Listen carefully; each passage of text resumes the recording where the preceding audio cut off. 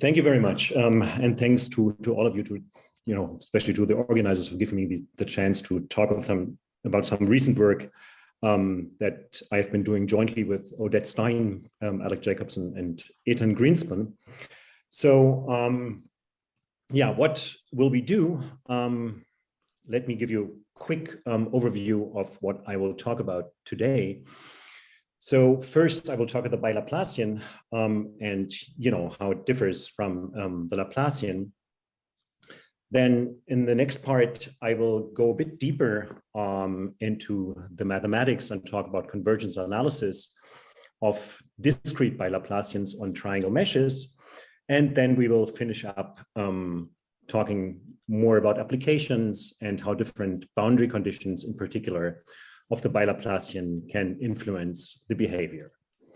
So the first part will be extremely light. We will be reviewing some very basic properties, so bear with me.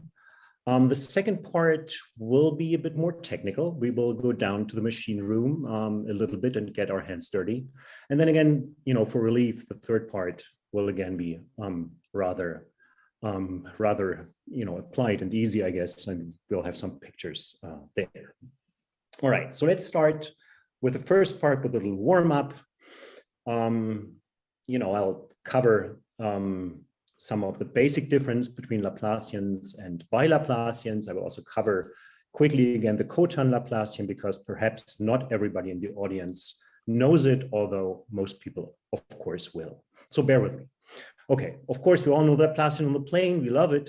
And of course, it has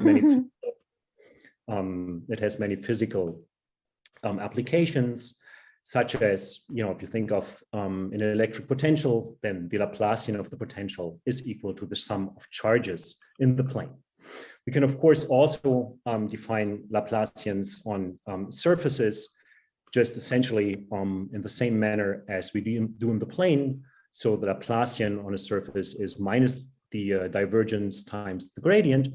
Why minus? Because I love the geometer's point of view that things are positive definite and not negative definite, right? So we want our Laplacian to be positive definite. That's just nicer for all kinds of computations.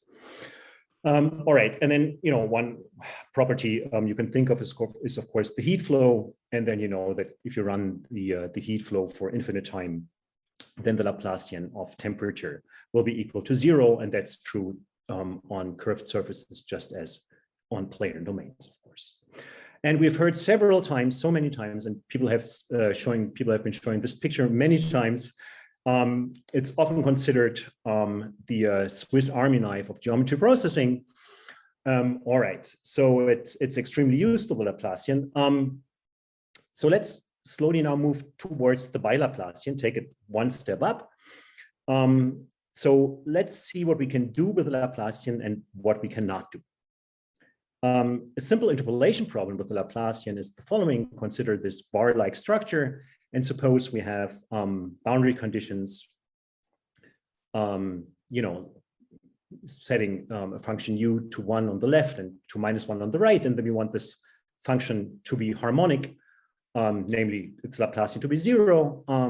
Then, of course, what we seek is a smooth function, and the answer is, of course, trivial. This would just be kind of this straight line, not very surprising, right? I mean, if you fix just these two boundary conditions, it's clear that you get a straight line. So what if we also want to not just fix the positions of the endpoints of this bar, but we also like to fix the tangents, right? So we fix the tangent on the left and the tangent on the right, and we still want this to be very smooth. Our interpolation, well, then, it's a better choice to work with the Bilaplacian. So the point here is, with these very basic examples, that these different boundary conditions for the Laplacian and Bilaplacian, they will concern us quite a bit throughout this talk. So boundary conditions are one important thing to keep in mind throughout the talk. We can use the Laplacian and the Bilaplacian for smoothing of surfaces. So if we start with our beloved Stanford bunny, and we consider like a little modified, I'm oversimplifying things quite a bit here. If we consider a Laplacian flow, like a heat flow on this geometry, then of course we end up with a round sphere on the right. But in between, we might get these little spiky shapes. Yeah? That's for the Laplacian. That's a bit spiky. And we do this same thing. Again, I'm oversimplifying here the actual algorithm with the Bilaplacian. Then it turns out that, you know, it's less spiky. Actually, things are a bit rounder. And we'll in a minute see where this is coming from. Okay, so what's the Laplacian good for? Well, we can solve the Poisson equation, and we can specify boundary conditions. Namely, we can specify either the values of our function u at the boundary, or we can specify normal derivatives. What can we do with the Bilaplacian? Well, this will solve a biharmonic equation.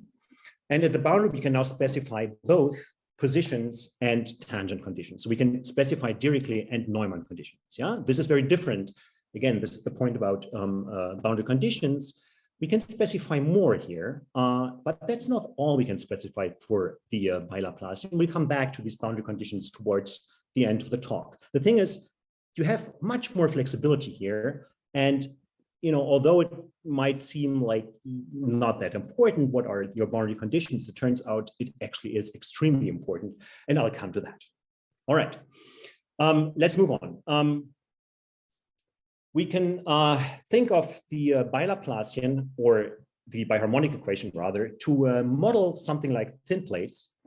So we can think of, you know, making this or seeing this as a model of bending of thin plates, where we again have these boundary conditions where you fix the value u of the boundary. So you say where the positions of the boundary are, and you also fix sort of these normal derivatives along the boundary. Yeah. So, and these normal derivatives actually correspond to clamping your plate. Yeah. So you sort of, you have your plate, and you don't just fix the positions, but also you clamp it. You tell them where the normals go. All right. So let's look at an example. Here's a little plate. I hope you can see that. I mean, the color is really not the best, but I hope you can see this yellow plate. And then if we apply certain boundary conditions, that might be the solution that we get from the biharmonic equation. All right. As I said before, if we consider this biharmonic equation, then we will avoid spikes. Why is that? Well, physically or intuitively, you can really think of, if you work with just solving the Poisson equation using the Laplacian, when you sort of poke this little membrane here, again, there's this yellow membrane, and you poke it with your finger, then if you use the Laplacian, then you get sort of this singular behavior here. Not very surprising, it's just a fundamental solution. Whereas with the Bilaplacian, you get something like this. And this is exactly the reason why you get, you know, also in the flow, these spiky behaviors, if you consider Laplacian flow versus a more, you know, smoother behavior when you consider flows using the Bilaplacian. All right, so much about that. Well, there's tons of applications, not just for the Laplacian in geometry processing, but also for the Bilaplacian. Let me just mention a few just rather quickly. Keenan has been talking about geodesic distances. Well, there's tons of other distances which turn out to be extremely useful in geometry processing, and in particular also, by the way, in machine learning. One is the biharmonic distance that is computed using the Bilaplacian. It behaves like a distance, but does not have like as the problem of antipodal points as much as the geodesic distance does.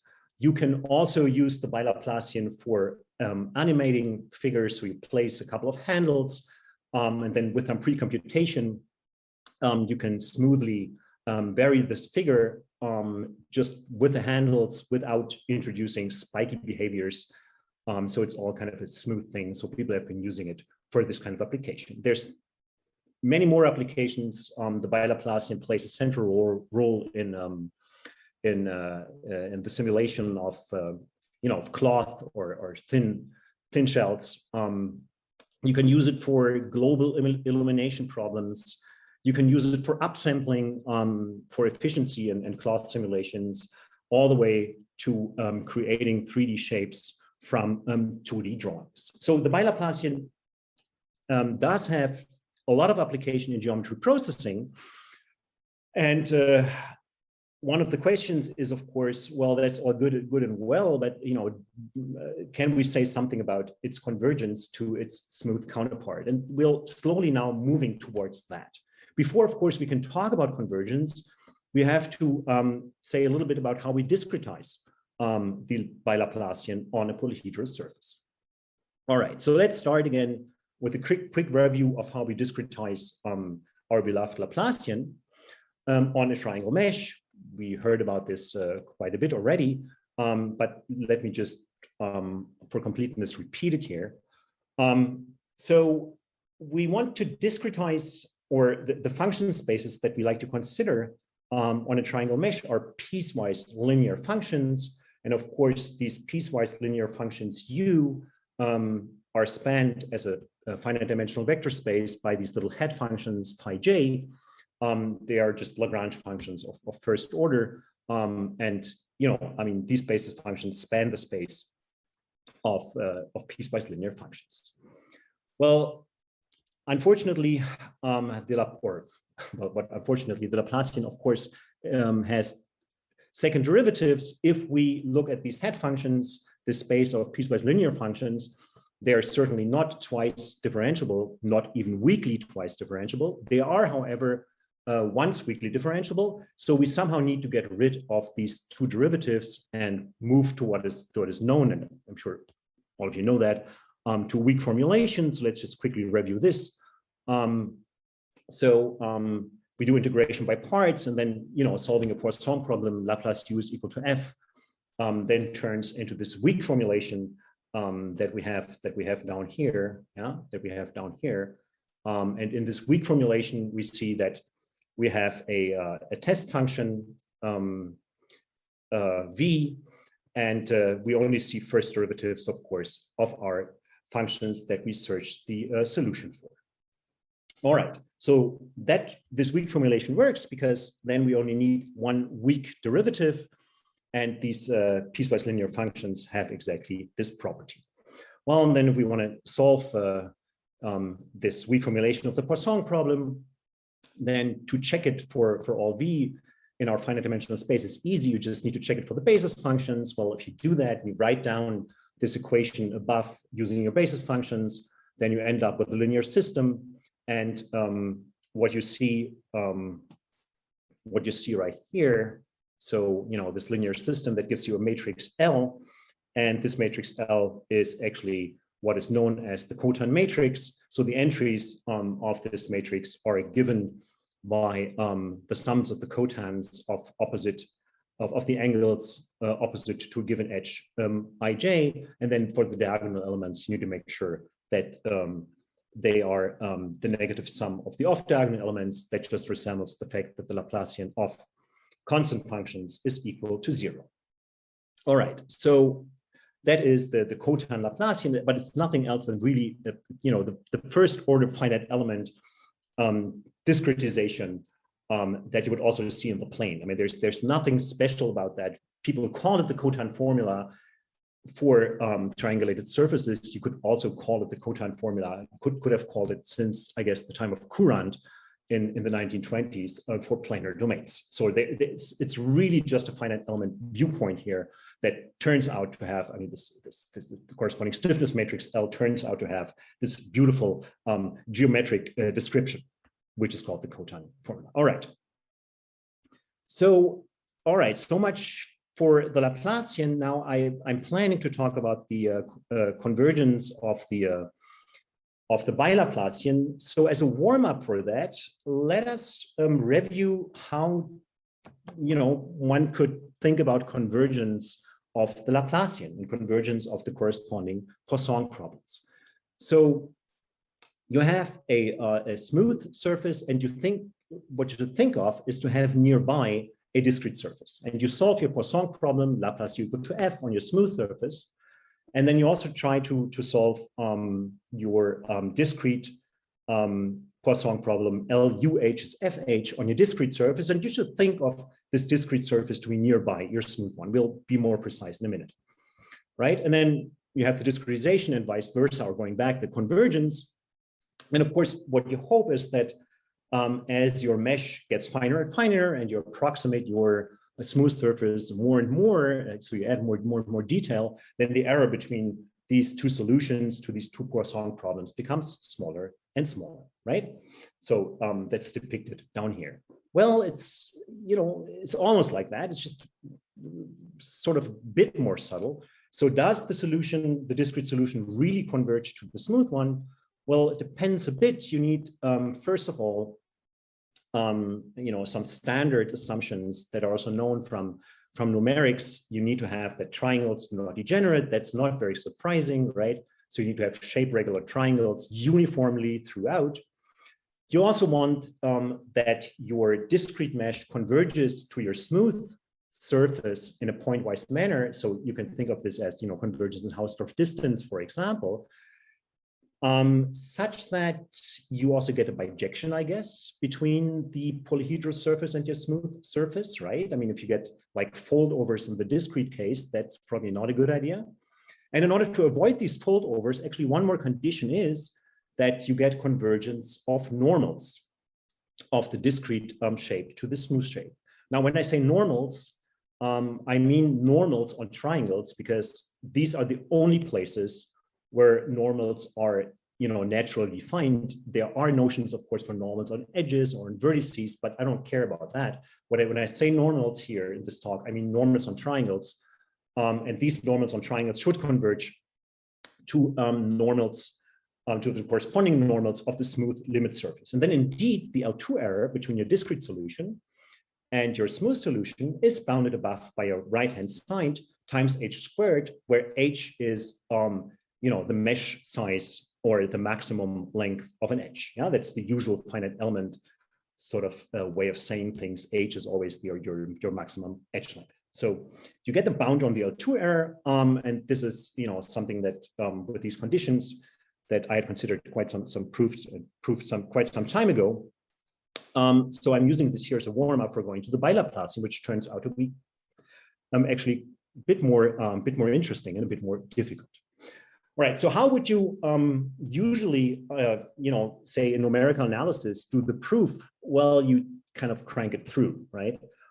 So you have a smooth solution to a Poisson problem in a, say, planar domain, and you have your discrete solutions, and then you get this approximation of discrete spaces, discrete function spaces, of smooth function spaces, and you just work your way through and just do it. And you could try to do the same thing for polyhedral surfaces. But my point here is, let's hold our horses. Let's stop for a second, and let's not jump in and try to just crank through what we know from numerical analysis, but let's just investigate a bit more what these discrete surfaces can tell us. And I think that connects nicely to what Keenan was talking about. That's kind of a very intrinsic viewpoint. So before we go discrete and before we discretize function spaces, let's consider our polyhedral surfaces just as Riemannian cone manifolds. Meaning, Keenan talked about that. So meaning that we have a cone metric, a Riemannian cone metric. What does that mean? It means that our triangles are flat and Euclidean. We don't see any jump of the metric across edges because I can unfold any two neighboring triangles to the plane. The only place where the metric kind of degenerates or could degenerate is at the vertices where you get cone points, right? So these are, and that's the important thing here, these are sets of measure zero, these vertices. Everywhere else, your metric is flat and Euclidean. Of course, that does not mean that you should think that your surface is Euclidean. Of course, the corresponding PDEs will actually see these singularities of your metric. All right, so what can we do with this Riemannian cone metric? Well, we can, of course, define an L2 space easily by just taking two functions, taking their L2 inner product and integrating over the volume form coming from this Riemannian cone metric. Easily done. We can also define an H10 inner product, where we take the inner product with respect to the cone metric between the gradients between U and V, between the gradients between U and V, and here the inner product is the one coming from the cone metric, right? And it turns out here you have to do a bit more work because you have to make sure that these cone singularities don't screw things up. Point being, what you can do, just like in the case of, say, Lipschitz domains in the plane, you actually have these L2 and H10 spaces, and then of course with the corresponding H10 semi-norm, you can define an H1 norm, and therefore get these Sobolev spaces that are very useful for solving the Poisson equation. My point here is, why am I talking about this? Because there's nothing discrete here in terms of function spaces. These spaces, these Hilbert spaces L2 and H10, they're just infinite dimensional, just as for a planar Lipschitz domains. Yeah. So the function spaces at this point are by no means discrete. The point is that, and that's something that as a geometer you might say, well, of course, why would I not be able to use a cone metric to define Sobolev spaces? Well, yes, true, but it is perhaps a bit alien if you're coming from the angle of numerical analysis. Yeah. So, but my point is that it really helps to understand convergence proofs, this point of view. So let's continue. Well, with the help of these Sobolev spaces, you can then also define a Laplacian. Again, there's nothing discrete about this Laplacian. It's not the COTAN Laplace. It's Laplace going from the space H10 to its dual space, H-1. That's just the dual, and the Laplacian is just defined as minus divergence times gradient, where the divergence is the adjoint operator to the gradient operator, and all this, of course, coming from the Riemannian cone metric. Again, you have to work a little bit to show that these cone points don't screw things up, but you can show they don't. So all this works just like on a smooth manifold or like on planar domains, same thing. The cone metric does not screw things up. And again, here the point is the triangulation also doesn't matter. You could use an intrinsic triangulation, as Keen was talking about, right? This entire construction just depends on the singularities of the cone metric, and these singularities do not depend on which intrinsic triangulation you use. Yeah. So this is a purely intrinsic view here, and you don't even need an embedding, of course. Yeah. All this can be done, this whole construction, without an embedding or anything like that. All right. Okay, let's go one step further. So as I said, the setting is that we have a discrete surface. Let's call this omega h. I drew like a little 1D analogon here, and we have a smooth surface omega. Now omega could be a sphere, right? And omega h could be whatever, some polyhedron, of course, not necessarily convex. And then what we want is that there exists a map phi. That's the map phi here. That is a bijection from our smooth surface to our discrete polyhedron nearby. And how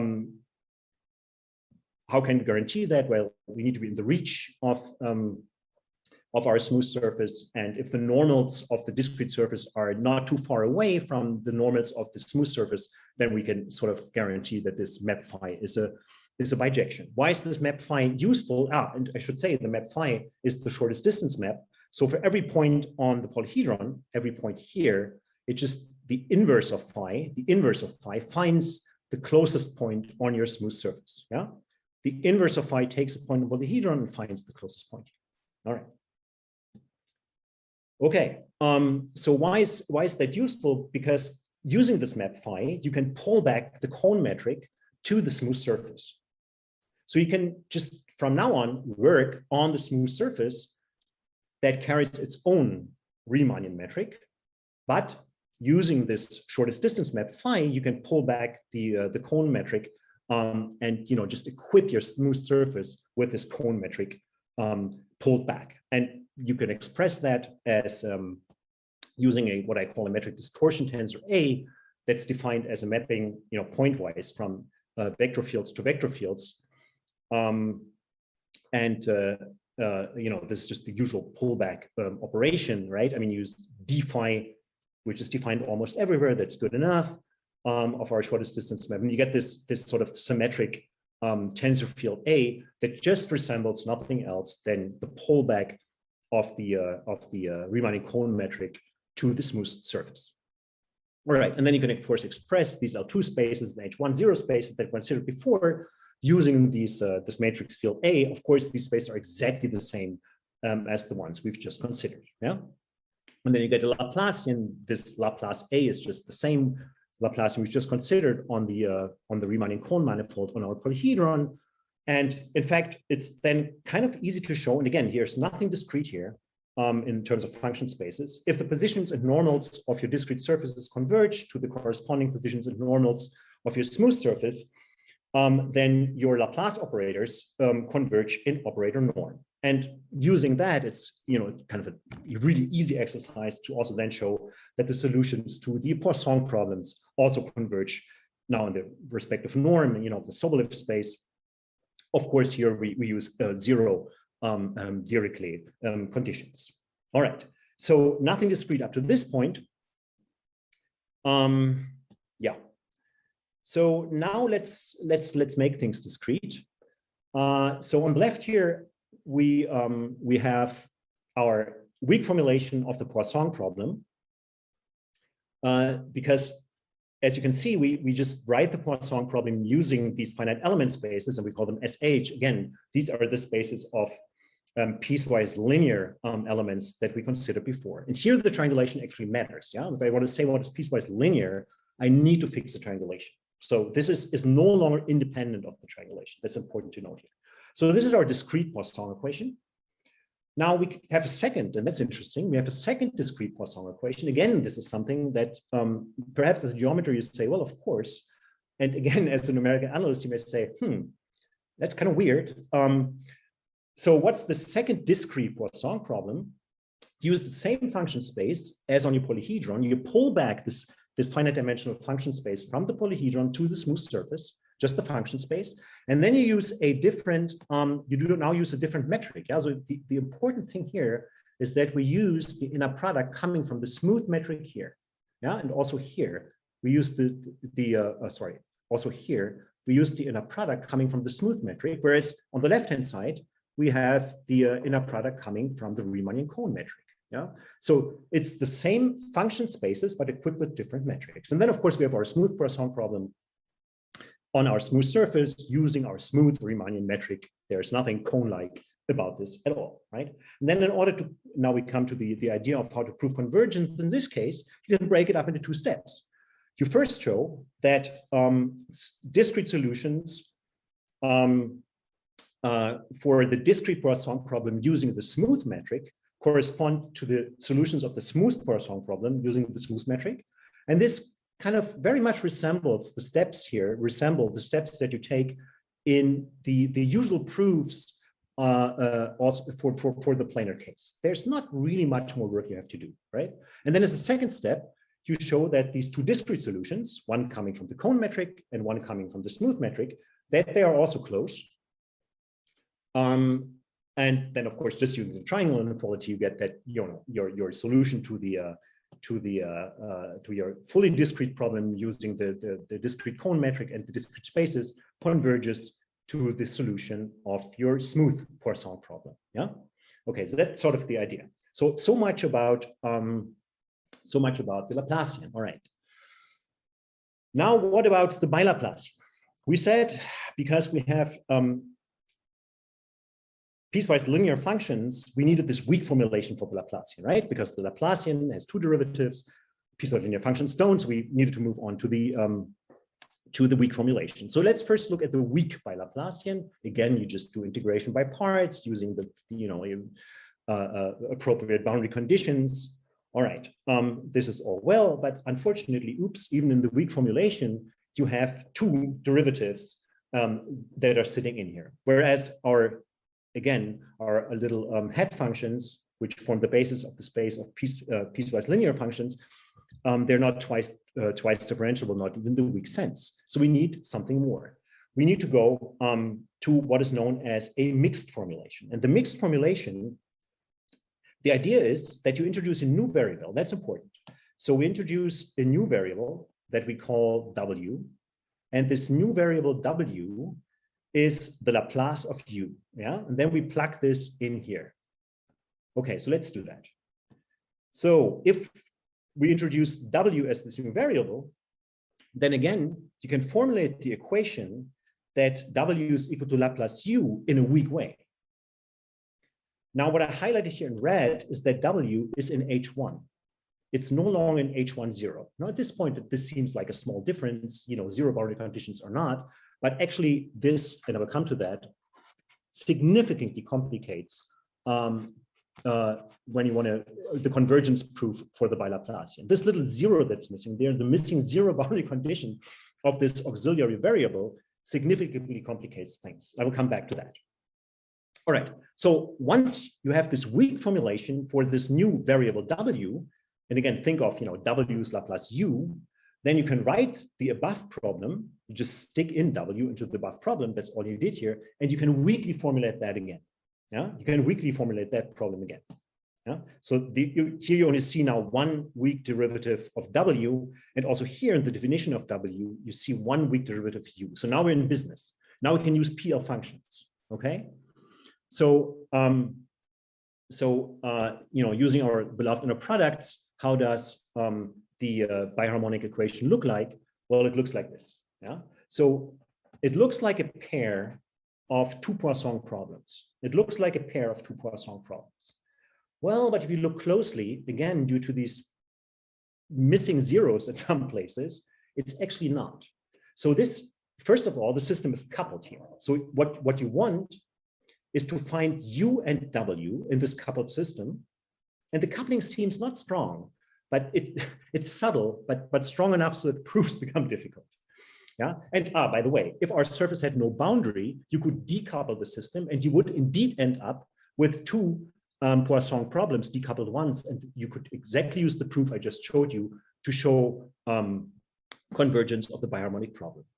The interesting thing starts when you have surfaces with boundary, because then the coupling is non-trivial. And in fact, if you look at the second equation, you see that it's underdetermined. It's definitely not a classical Poisson problem, yeah, because W is in H1 and not in H1 0. Okay. All right. So the nice thing about this is, though, about this mixed formulation, or this, we first started weakly and then use a mixed formulation of the weak formulation to be really precise, that can be discretized really easily. So the first equation we can discretize using our COTAN Laplacian and the mass matrix. The second equation we can discretize again using our COTAN Laplacian. And then with some hand waving with these boundary conditions, I'm not going to go into detail here, you can write the solution to your biharmonic equation just again using very simple matrices. You have L, the COTAN matrix, you have M, the mass matrix. I didn't talk about that, but it's again, even simpler than the COTAN matrix. And then, the system looks almost as simple as the COTAN Laplacian system that is used for the Poisson problem. So from the computational perspective, it's not really more difficult. What becomes more difficult is the proof. All right, so let's start to look at the proof here. Okay, I guess there's a question. Yeah, just a quick question. Could you clarify what you do with this underdetermination? Well, okay, very good question. Thank you. So the system, the coupled system is not underdetermined. It's just that the second system, if I go back, the second. All right. So if I go back to the system here, the system in U and W together is not underdetermined. It's just that for W itself, it's underdetermined. That will become important later. Yeah, but the entire system, very good point, is certainly not underdetermined. Otherwise, there would not exist a unique solution. Thank you. All right. Okay. So let's look at the convergence of the mixed biharmonic problem. Well, does this converge? It depends. Again, you need shape regularity of the triangles. And there has been a convergence proof for the flat case by Scholz from 1978. It's actually, Scholz wrote a wonderful paper. I can highly recommend that, showing that using this mixed formulation I just showed you for the planar case, using piecewise linear elements, you actually get convergence of the biharmonic problem. And to me, I mean, before I saw that paper, I would have said, if you had asked me, can you use piecewise linear elements even with this mixed formulation? Do you expect convergence? I probably would have said no, yeah, because of the coupling and because of this underdeterminedness. So, but it turns out in the planar case, the answer is actually yes. And there's this wonderful paper by Scholz. And what I will talk about in the next two slides is how to, the basic ideas of how to extend that to curved surfaces. So again, we have three mixed problems, like we have seen for our Poisson problem. We have the smooth mixed problem that I just showed you. Yeah, it's just the same problem I showed you before on our smooth surface. That's the one here. All right. Then we have a discrete problem using our discrete function spaces of piecewise linear elements, but now again with a metric on the smooth surface. So no cone metric here. There's no polyhedron in this case, not at all, right? We just pulled back the function spaces from the polyhedron using the shortest distance map to our smooth surface, just like before. Yeah, but there's no polyhedral metric in here yet. And then of course we have the what I call the fully discrete problem on the polyhedron, where indeed now we use the Riemann cone metric on the polyhedron, right? And this is the fully discrete problem, and that's exactly corresponding to these matrices, COTAN matrices, mass matrices that I talked about before. Right? So, and again, it's this interplay between these three problems that's useful to consider when you want to do convergence proof. So let's just depict it again here: the exact solution, the sort of discrete solution with the wrong metric, namely with a smooth metric, and the fully discrete system. And the one way to attack the proof, I've tried for, so actually it took us like, I guess, almost 3 years to come up with that proof. We attacked all possible ways, and the only thing that we could come up with in the end was the following sort of strategy. You first bound the error between the two discrete solutions, and then you bound the error between the discrete solution with the wrong metric and the smooth solution. Yeah. So let's see how this first bound works between the two discrete solutions, one with the cone metric from the polyhedron and one with the smooth metric. So one very trivial thing to say is that, of course, you do not have a inverse Poincare inequality. Of course, there's no way for you to bound the gradient of a function in L2 by the function of by the function itself. Yeah, of course, it should say here v. Sorry about that. It should not say v squared. It should say v. But no matter what you do, there's no way, of course, to have this inverse Poincare inequality because obviously, if a function oscillating a lot, you can't expect that. Of course, the other way around, it's true that is the Poincare inequality. All right, why am I saying this? Well, for discrete functions, for these little hat functions, you actually get such a bound, but you lose an approximation order of h. Yeah. So the gradient of such a function, it's again, you just consider one triangle. It's kind of very obvious to see what I'm writing here. The gradient of this function can be bounded by the function values divided by h. Yeah? So, but that means you lose an approximation order of h. And for your proof, this may break your neck. Yeah, if once you lose one approximation order, that can be it. Yeah? Well, this thing is, you can use this kind of inverse Poincare estimate for discrete functions. It does not hold in the smooth case. It does not even hold in the limit, of course, because it goes to 0. Yeah, so 1 over h blows up.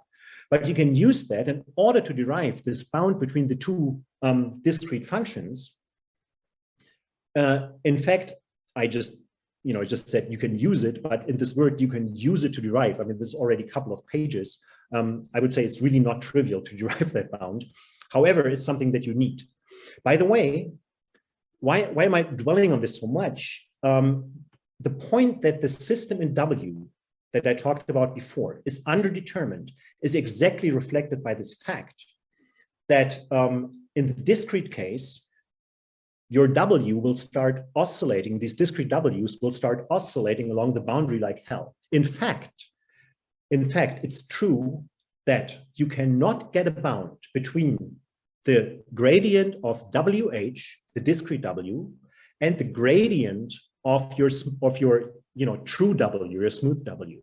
So you cannot bound the L2 norms of the first derivatives between WH and W. You can just bound the L2 norms, but not the gradients of the L2 norms, because your discrete W's will just start oscillating along the boundary like hell. That's exactly where this problem comes from, and that's exactly why you lose one approximation order. However, if you have a certain approximation order of pointwise convergence of your discrete mesh or your triangle mesh to your surface. So think of this sigma here as the order of convergence, if you want, of the distance of your polyhedral surface to your smooth surface. If this order is greater than 3/2, then actually that you lose one of these orders by this inverse estimate of this inverse Poincare estimate, or sometimes also called the inverse Laplace estimate. That doesn't break your neck. It doesn't, right? So now you can ask, is that a good assumption? Can you assume that your discrete mesh is within the order of h to the 3/2 to your smooth surface? And the answer is yes. And this is not a disastrous assumption. If you have shape regular triangles that are small enough and that you inscribe into a smooth surface, namely the vertices of each triangle lie exactly on the surface, and again, the triangles need to be shape regular, then you get sigma equal to 2. Yeah? So this is not disastrous, but it's something to note. But for this estimate that's marked here in red, it's one of the points that you really have to go down to the machine room and get your hands rather dirty. Let's talk about the second estimate. For the second estimate, we first require that, we define this little thing that's called R here. It's called the Ritz projection. And the Ritz projection, you can really think of as solving a Poisson problem. And then what you can show is that your discrete solution with the wrong metric, that's this tilde stuff, yeah? So the W here with the tilde, that's your discrete W with the wrong metric, that is close to this Ritz projection. It's kind of close to solving a real Poisson problem. Remember, and I said, when you solve for W, it's not really a Poisson problem, but if you solved a corresponding Poisson problem, you would not be too far away. Yeah, that's the point here. You would not be too far away.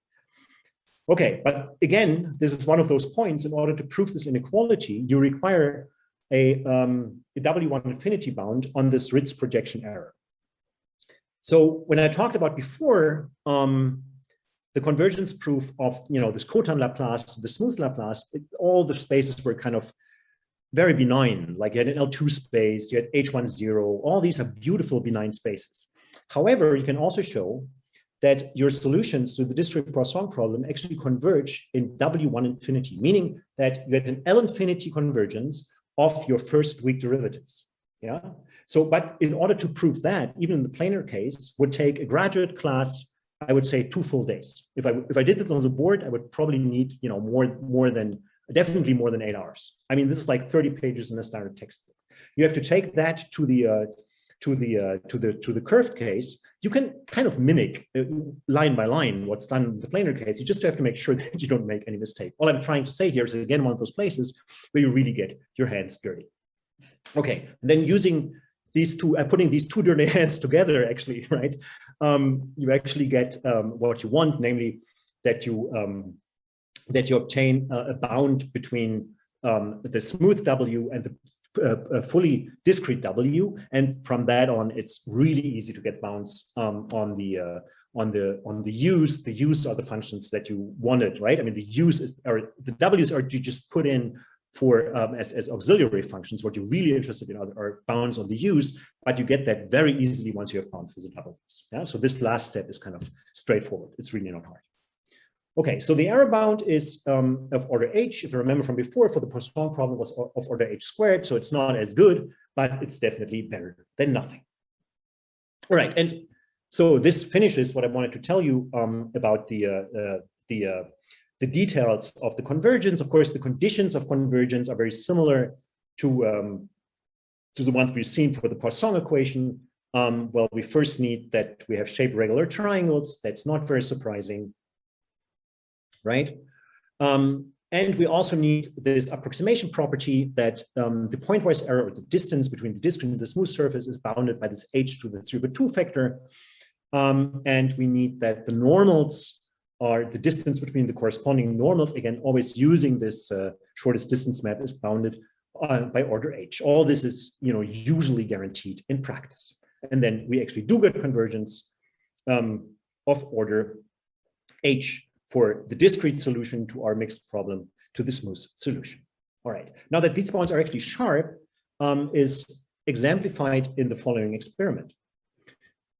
So here we take a smooth cylinder and we discretize it by, nice shape regular triangles. And if you then go, let H, which is along the x-axis, go to the left, so H becomes smaller, smaller, smaller as you go to the left, right? Then you see, first of all, the blue line, the upper line, that in the refinement we keep the triangle inequality good. So the triangle regularity stays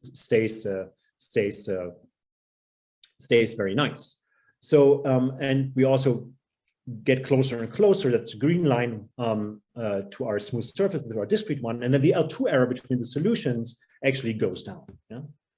However, if you have bad triangles, so that's the second example here, that's known, and I'm sure most of you have seen it, as the Schwarz lantern.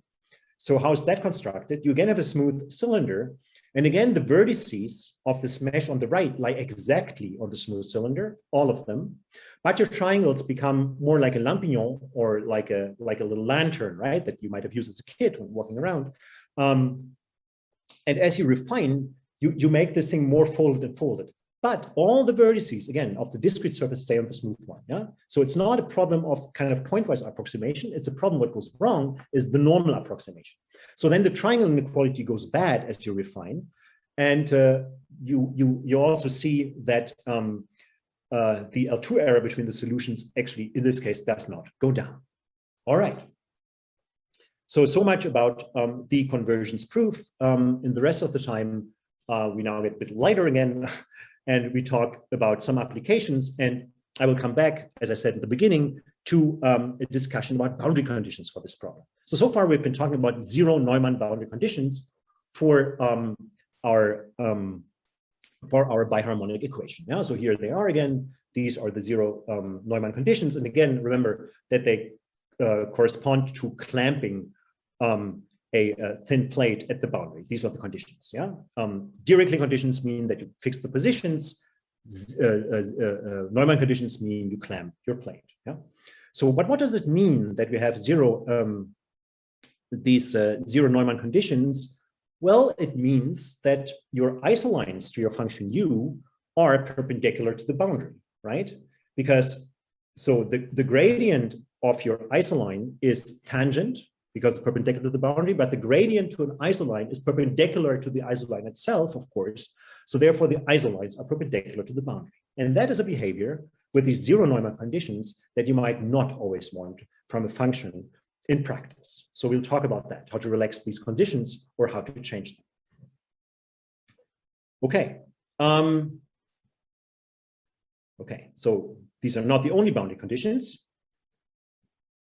So let's step back a bit. Instead of solving the biharmonic equation, we can also minimize a certain energy, and that's known as the Laplacian energy, with these respective boundary conditions, namely in this case, zero Neumann boundary conditions. Yeah, Laplace squared u equal to 0 obviously corresponds in this function space of functions with zero Neumann boundary conditions to minimizers of this energy. I mean, that's obvious. Yeah. All right, I'll come back to why this energy is important. So far, it's all kind of triviality.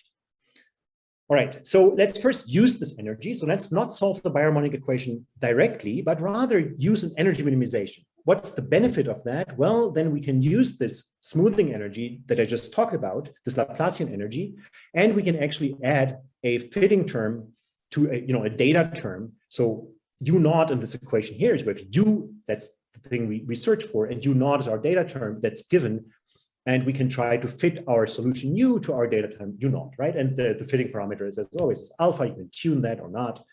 All right, so let's try this out, where now E is our Laplacian energy. So what we have here is we have a domain omega. You see, I hope you see the shadow of this domain omega in the plane. Yeah, so the shadow is not the shadow, that's the actual domain. The red stuff you see is just the height field over this domain. So what we have is we have a 2D domain that's called omega, and then we have a function depicted here in red together with the isolines, that's the black lines. That's the function that we try to reconstruct using this energy with the smoothing term from the Bilaplacian and the fitting term. Right, now we add noise, so the noise will also disturb the isolines. And what we now do is we minimize this energy, you get a very nice result, kind of smooth. Well, unfortunately, the isolines, as we know, stay perpendicular to the boundary. So this is not necessarily something that you might want, right? Okay. So let's consider alternatives. First of all, let's talk about what are natural boundary conditions. So natural boundary conditions are those that appear as you minimize an energy without specifying extra or specific boundary conditions on top of that. So again, natural boundary conditions from a variational perspective are those boundary conditions that you get automatically when minimizing a certain energy, of course, in a certain function space, without explicitly prescribing extra boundary conditions. They are called natural boundary conditions, right? And it turns out that for this energy, this Laplacian energy on the left, the zero Neumann conditions are not the natural boundary conditions. In fact, part of the natural boundary conditions for the problem are that the Laplacian of u is equal to 0. That's oversimplified, there's more. All right, so let's try to use natural boundary conditions for the same problem that we considered before. So we can do that. Again, we have our domain, we add noise. Now we use natural boundary conditions in this energy minimization. Well, that doesn't look very good, of course, because along the boundary, we have all functions are admissible due to these natural boundary conditions whose Laplacian is 0, and there's infinitely many functions whose Laplacian is 0 along the boundary. That's why we get this weird behavior along the boundary. Not a good solution either. Okay, so how about if we change the energy? So we want, that's the thing now, we want to keep, we want that the biharmonic equation corresponds to a minimizer of our energy, but now we want to consider a different energy. Yeah, and what we will consider is the so-called Hessian energy. That turns out to have the same minimizers, namely Laplace squared u equal to 0, so the solution to the biharmonic equation, but the energy is different. And this energy has been known to Courant and Hilbert. And why am I mentioning this particular book? Because it was written here in Göttingen, actually in 1924, in the golden age of mathematics here, by Courant and Hilbert, who were both here at the time. This Hessian energy has other applications, more recently in image processing and machine learning and so on and so forth. But for surfaces, it seems to be novel, or rather novel. All right, so what is this Hessian energy? It's rather simple. So you take the Hessian of u squared, and here I take the Frobenius norm, and you add a term involving the Gauss curvature times du squared. Now, this Gauss curvature term may seem that we invented it, or that it comes out of the blue. No, actually not. So the derivation of this energy is coming from the biharmonic equation. Is actually leads to this Gaussian curvature term, and it's actually quite a nice exercise using the Weizenberg formula. So once you start exchanging derivatives, you move from the Bochner Laplace to the Laplace Beltrami that we have seen. So this is where this curvature term comes in. For those of you who know the Weizenberg formula will not be surprised, right? And the Hessian is, of course, the intrinsic Hessian coming from the Riemannian metric. So there's a nabla covariant or nabla du sitting there. So that's why this kappa term comes in here. All right. Then the natural boundary conditions turn out to be those. Again, oversimplified, but some are. Meaning that the second derivative of the function u across the boundary is 0, so u is linear across the boundary. Whereas for zero Neumann conditions, u prime across the boundary was 0, meaning that kind of, if you like, the function was 0 across the boundary. Now, if we use this Hessian energy for the same problem as before, yeah, with its natural boundary conditions, and these natural boundary conditions for the Hessian energy are, as I said before, different from zero Neumann, then let's see what we get. Again, same setup. Now we minimize using that Hessian energy, and that's beautiful, right? Because now we have a smooth thing, and our isolines are no longer distorted. Let's see this even in an even more drastic way, this behavior. So here we have an interpolation problem. So we have an airplane, and we have 4 points where we specified the color, 1 at the front, 1 at the back, and 2 at the 2 tips of the wings. So, and then we look for a function that interpolates these color values and that minimizes our Hessian energy with its boundary conditions. Yeah. So the interpolation problem is, given 4 points, you want a function find a function that interpolates these 4 points and minimizes our energy. Now, here on the left, you see this minimization with Laplacian energy and zero Neumann conditions. On the right, you see the same interpolation problem now with our new Hessian energy and natural boundary conditions. Now, where's the difference between the two is like this little game you played when you were a kid, right? Like find, 1,000 differences. So here's a little zoom for you. With the Laplacian energy, you have this strong bias for the boundary due to zero Neumann. With this Hessian energy, you don't. Even more. So let's consider, again, an interpolation problem here, where you see, the black dots are that I specified. This is the points where the function should take on certain values. Yeah, and the rest is again on the left using zero Neumann and Laplacian energy, on the right using our Hessian energy and natural boundary conditions. Yeah. So now what we do is we poke points in our domain. Yeah, and on the left you see that of course if you change the domain but not the interpolation points and not the energy, just the domain, that you get a strong bias to with these new points. Your function changes drastically due to this boundary bias of your solution. Whereas using the Hessian energy, and I'm quite surprised with that actually, you barely notice a difference. Yeah, and these are quite many holes. Yeah, and that actually was Oded's idea. Oded is originally Swiss, so of course he had to create that Swiss cheese. But it's very amazing how this Swiss cheese, how robust it is with respect to the Hessian energy. I'm running out of time. One question, just quickly. I have no idea if discrete minimizers of this Hessian energy converge to the smooth counterpart. I don't know. Yeah.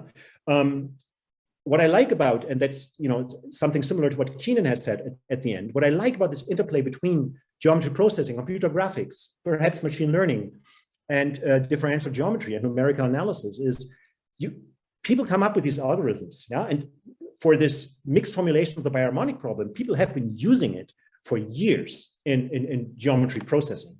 Right. And then we sat down and said, well, let's see if it really converges. And that was, was a lot of work, but it was also fun. Right. So you have all these fun questions. I think perhaps, at least I consider this a fun question. This might be another one that you might want to think about. I don't know. I would not even know how to attack it at the moment. Right. OK, with that, I'd like to thank my collaborators without whom this would have been impossible to do this work. Oded, Eitan, and Alec, and I would like to thank you for your patience.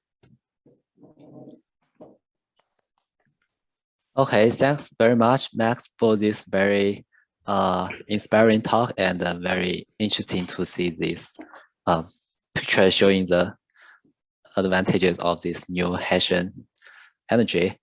And it's also very impressive to see this very deep and technical estimates on the discrete Laplacian. Do you have any question from the audience? I think you can raise your hand, and if people want to. Yeah, I see one hand. Jack, go ahead, please. I just dropped a quick question in the chat. I mean, the pictures look like you poked holes and actually disconnected the domain. And so I'm trying to figure out what that means for interpolation for the. Oh, did we actually disconnect it like that? Well, I mean, it seemed like there were some isolated pieces, but maybe not. We can go back, yeah. So this is actually I did not even honestly pay attention to that. Very good. Let's see. So let's run this again, yeah.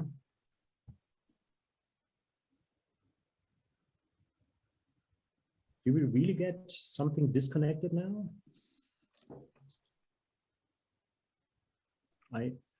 Yes, it looks, yeah, this part. Very good. Yes, as a matter of fact, yes. So honestly, I don't know if that is just due to the picture. I mean, the size of these dots, or I don't know. Good point. I don't know. I mean, I would not know the answer if it was disconnected. Very good point. I don't know what it would be. Okay, thanks.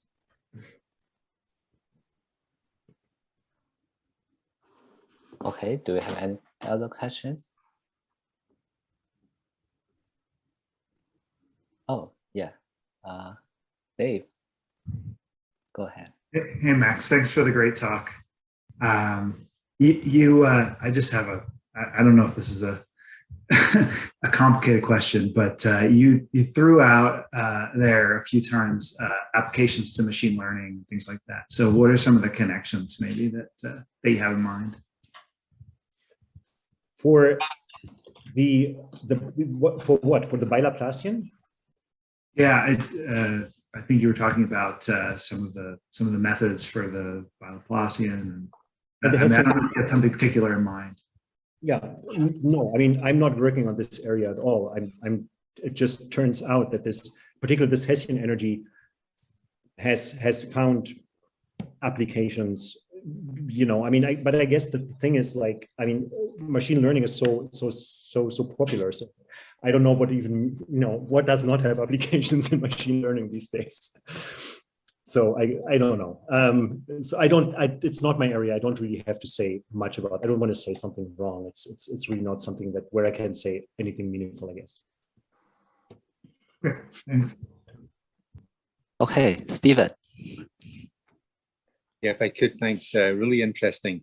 I've got a deep interest in free boundary problems, and there's a range of free boundary problems. So geometric evolution equations for surfaces. And of course, you can couple those to PDE on the surfaces. Yes. Now, I'm just trying to partly link some things from past memories. There's a mathematician called Zuck, DZUIK, who was working on fourth order geometric PDE. So surface Laplacian of the mean curvature type flows. Yes. And perhaps some of that also coupled to PDE. So is some of your thinking also in that direction, where you're evolving these interfaces? No, not at the moment. But I'm aware. I mean, there's, I guess, an entire community, right? I mean, like Charlie Elliott is doing a lot, and I mean, that's right. Yeah. Right. So this is kind of also a hot topic. I know that. No, but we have not been doing anything with these results in terms of moving interfaces or something like that. But certainly, I mean, when it comes to minimal surfaces, yeah. So that's then things become even more difficult, because why do I say minimal surfaces? Because you can think of this minimization process as one of those evolving PDE interfaces where there's no interface, there's a surface. And during the evolution, of course, the metric changes and the Laplacian changes, so things do become significantly more involved, of course, because your Laplacian keeps changing this time evolution. So I don't know if you can directly apply these things. I think it's really not straightforward. And maybe one other sort of issue is kind of intriguing, this schema of having piecewise linear operate as a means to do this biharmonic. That's essentially surprising. Yeah. But I was thinking, there are other lower order problems that connect to the biharmonic equation. So for example, thin film elastic membranes map to the biharmonic equation. And that structure is essentially a second order structure. Yeah. So I was wondering whether there's some meaningful link between those types of connections and why it's possible to capture this biharmonic with piecewise linear or second order structure. I see. Good question. I don't know. Perhaps, yeah. I don't know if there's any deeper, yeah, I don't know. Good question. Okay, so just threw that out there. Great talk, Max. Thanks. Thank you. Okay.